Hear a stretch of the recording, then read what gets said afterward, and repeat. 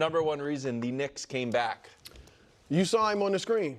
Karl-Anthony Towns. I got to give him his love, give him his props. He woke up. This was turning into a disastrous game for Karl-Anthony Towns. The Knicks in general, but him in particular. Had this kind of continued to go the way it did through most of the first 3 quarters of the game, man, New Yorkers would have been all over Cat. He had 4 points. He had 4 turnovers, 7 rebounds is fine through the first 3 quarters. Yep. Okay, so this is, they're losing essentially a must-win. They're about to go down 3-0. He doesn't show up. He would get drilled. If not, there'd be calls for them to move him in the offseason. Instead, he answers the call, 20 points in the 4th quarter. On record, only the second Knick to go 20 or more in a quarter. Jalen Brunson did it last year. It only goes back to like 97, yep. So maybe Ewing or somebody did it before that. But he drove to the basket. He was aggressive. He hit threes. He got to the foul line. Look, nobody on the Pacers, with all due respect to Miles Turner and Bradley and Siakam, nobody should be able to hold Cat. And Nick, you did your rankings, which I agree with. Cat's the 3rd best player in the series. Yeah. He should be the best. He has the best pedigree of all of them. Number he one should be overall ahead of Halliburton. He should be ahead of Brunson. And last night, you joked about it before the show. Why doesn't he play like this all the time? We get it. You're not going to score 20 and a quarter all the time. But he's got to stay aggressive. Yep. And the thing is, they're not better without Jalen Brunson. No one with a brain would think that. But it's interesting that their 2 game-turning runs in this series. Game 1, 4th quarter, Brunson's out with foul trouble. They're going to 14-0 run to take control. The last game last night, they make their run with Brunson out. They were down 13 when he went out with like a minute and a half left in the 3rd quarter. He gets back in early in the 4th. They had gone on a 16-7 run with him on the bench to get within 4, and now it's a ball game. And then he went out again in the 4th. And then they scored. Yeah. He scored some buckets in the 4th. I just think they need to be less Brunson-centric. Yeah. Well, and I don't know if you can even change that right now. But in the offseason, should they lose this series, they got to look at, we got more guys than just Jalen who can give us 20. Well, the flip side of that, and this is something Knick fans I know have been pining for Tibbs to do more of all year, and he kind of had his hand forced into doing it last night, which is when Brunson is out, be more Cat-centric.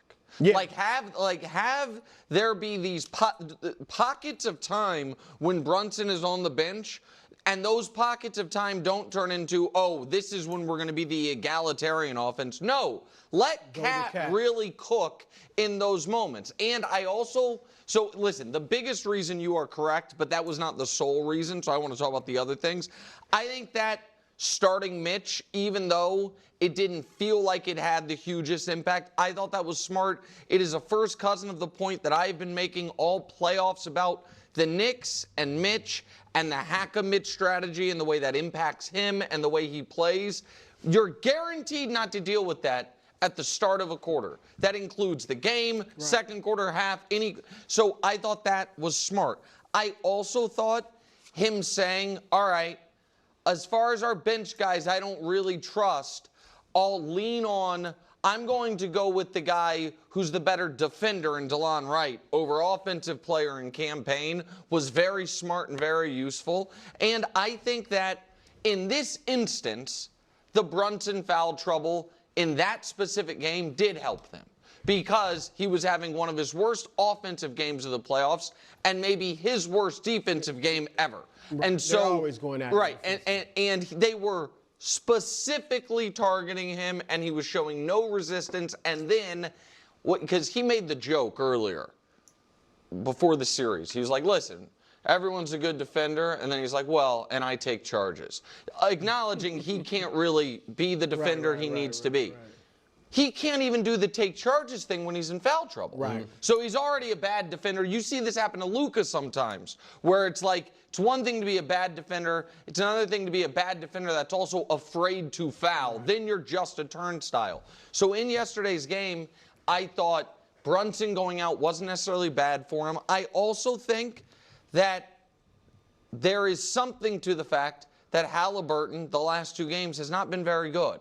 And that are the Knicks wing defenders, I know he's their point guard, but he's not being guarded by the Knicks point guard, are able to slow him down a bit and give him some issues, I think is a really big reason for optimism for the Knicks. Yeah, I don't think it's so much that with Halliburton because the Pacers, they have no problems running their offense through Siakam. They are kind of more like we are not led by one player as much, and you can see the Knicks falling into that with Brunson, and understandably so because Brunson is such a monster and is such this force of gravity. But when they pointed out that they were able to go on some of these big runs with Brunson on the bench, that makes sense because I think even a team like the Knicks can fall victim of just watching a player like Brunson just do his thing, and Brunson can definitely get other people involved, but a lot of times, like a lot of his special moments really are just him just doing what he can, and the way how he carves down the lane and makes tough contested layups is just like, it really is just kind of just like standing around and watching, and you do fall into that trap. And when the games aren't going exactly as planned, you blow game 1, etc. In those moments, it's human behavior to then kind of double, triple down and look to your main leader, Brunson, and be like, you need to save us. I mean, don't get me wrong. A lot of these guys believe in themselves, and they all kind of in their own right believe that they can all be stars, if given the right opportunity. But I think once you reach a level of maturity, you do understand your role on a team, and you do understand if you're going to win, if you're going to overcome a deficit, if you are going to come back, whatever the situation may call, it's going to be because of specifically now for the Knicks, like Jalen Brunson, like that is who it's going to be. And so you kind of fall into that. And then there is kind of a wake up of like, hey, like I do need to take charge, or I do need to step up. I do need to contribute. I do need to, we can't just look to Brunson for this. And I think even Reggie Miller kind of mentioned that briefly last night when talking about the Knicks, where they're like, some of these other guys got to step up because they're looking around and being like, Brunson's at that point in the game, Brunson's not doing much, Cat's not doing much. Like there is a moment in a game, like I've kind of had the kind of the balanced experience where there's times when I've been the absolute star and I am the go-to guy, and I've been the absolute bottom of the barrel, just hanging on a thread to even stay on the team. And so like, and sometimes the game does call for you to rise to the occasion. And I feel as though that the Knicks did that. But make no mistake about it, they only did it in the fourth quarter. They only did it at the very end. So that does need to be a wake-up call to be like, listen, like what we did, in midway through the fourth quarter and to the end of the game is what we need to do from the jump.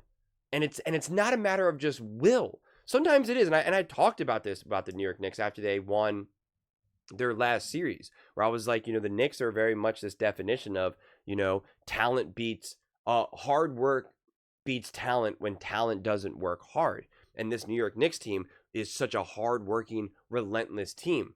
But for whatever reason, it doesn't feel as though that they've been able to consistently bring that throughout this series, which has been very jarring. It's very much like this is not the New York Knicks team that I know them to be. And in a lot of ways, I'm watching the Indiana Pacers play, and I'm like, they're playing New York Knicks brand ball. And then finally in this fourth quarter, they were playing New York Knicks ball. Like they were finally doing exactly who I know that team to be. And maybe they did just kind of fall into a lull within those first couple games. Who really knows? But it's not a matter of just like, oh, you got to be focused. You got to work hard. Like, because I think the Knicks have the focus. I think they have the hard work. Like, I don't, so it's just like, it's not necessarily a specific lever to pull. But they were able to execute how they wanted to execute. In the beginning of the game, they were just reacting. It was just reacting, rather than executing. And when they finally were able to execute, they were finally able to take charge of this game. But, it's obvious when it's a 2-1 series and you're looking at it from the Knicks perspective, that game 4 is absolutely crucial. Going down 3-1 is all but a death sentence. It just is what it is. And so game 4 will be all in.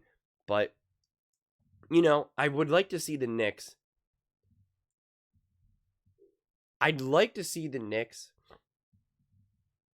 do what they did in the fourth quarter and do that from the jump, from the very start of the game.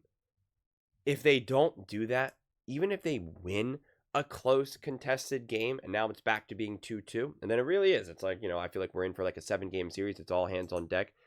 It would make me feel less confident that even if the Knicks win and then they go and play OKC or, whoever, I would feel less confident. Because it's just like, when I see the potential of what this team can do in the fourth quarter specifically, well, then that's what I'm expecting them to do. And if I don't see them be able to reliably and consistently be able to do that and flip the switch, then I'm just left to question why. Why? I'm okay having Jalen Brunson have off, a bad game or a slow start. Like, that happens to everyone. It happens to LeBron. It happens to, it happens to Steph. Like, happens to everyone. So it's like, I'm not like, oh, Jalen Brunson only put up 23. That's a disgrace. He can't have that. And, that'll never happen again. No, I am expecting him to have another off game or so. Like, if he's playing another 10 games or, however many games ends up being, like, for this series and the next. Like, so it's just like, it's not like that. But when I look at the energy, the defense especially, and just the plan of attack, it's like, that's what I'm looking for. When I see what they can do in game 3, at the end of that game for the final 7-8 minutes, I'm like, there's no reason why you shouldn't be able to do that all the time. Not to say that you're always going to win. It's not to say that the outcome is always going to be the outcome that you want it to be, but it's indefensible that your defense isn't always looking like that, that your offense isn't always looking like that. There's nothing that the Pacers are fundamentally doing that should disrupt that. That's what it comes down to. So, game 4 will probably give me all the answers that I need, honestly. I feel like game 4 is just going to be so telling. Win or lose, it's just going to give my degree of confidence. Although, of course, if you lose and you're down 3-1, then even if you're confident that the New York Knicks are clearly a better team, but they just couldn't come away with this win, that just then really highlights of why you can't lose a game you're supposed to win, which was game 1, right? You need to be able to have the luxury of being a great team, having a great game, but it just didn't work out for you. So-and-so was able to make this just gut-wrenching 3, and, you miss your shot, and then there you go. And it's like, just because you lost doesn't mean that you were the worst team. New York Knicks were clearly the better team in game 1, and they lost. And so, it's going to be interesting to see how it all ultimately unfolds and what the conclusions are, can be drawn. But yeah, like I said, and this will be my final thought, it was like, when I was watching this game, it's like I'm taking notes because I'm expecting the New York Knicks to lose at this point, because that's what it just felt like. I was like, the New York Knicks are going to lose. And I'm taking notes and I'm giving all the reasons why, and I'm just like, what the heck is this? It just feels like it's opposite day right now. Like, what is going on?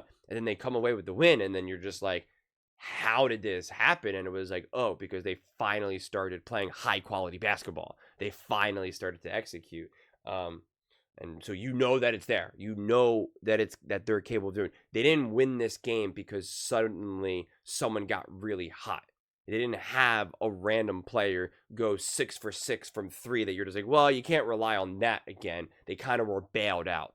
I didn't feel as though that the Knicks were bailed out. The closest that they got to that was that the Pacers started to get sloppy, which happens for every team under the sun. But it wasn't like they got bailed out by someone randomly, like a DiVincenzo-esque player. Obviously, I know he's not with New York, but just like randomly just goes off and does that. Like, Cat went off. That's not an outlier. That is who Cat is capable of being. Like, that's not an outlier. You should be relying on a Cat to be able to do that. So it's not just a random moment in time, which bodes well, better for the New York Knicks. But it's just like, let's continue that momentum. But those are just my thoughts. I'd absolutely love to hear yours. What do you guys all think about the New York Knicks and their 20-point comeback? I don't even want, you could say the biggest reason, by all means, definitely answer that question. But I'm also curious, what was the biggest reason, as well as what is your takeaway from that game as a whole? Let me know in the comments below. I read every single comment. So whether you agree with me or disagree with me, either way, let's get in some discussions. Let's get in some fights. But ultimately, let's just have some fun.